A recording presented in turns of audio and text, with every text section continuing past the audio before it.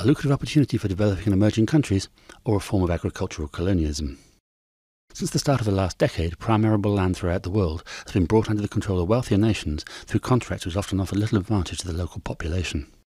In 10 years, a total of 200 million hectares has been brought under contract, equivalent to 8 times the area of the United Kingdom.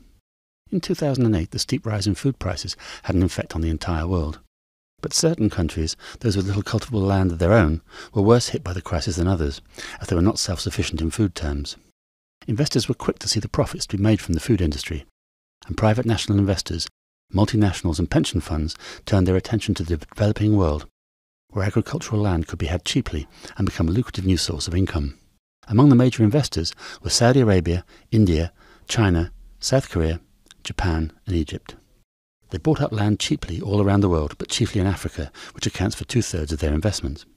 The exploitation of the land required a high degree of mechanization and the import of foreign workers, thus depriving local farmers of both their land, on which they depended, and the possibility of work.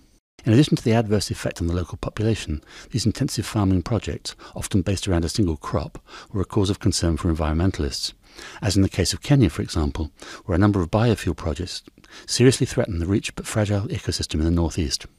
However, increased capital investment in agriculture, if properly managed, could still contribute to real sustainable rural development.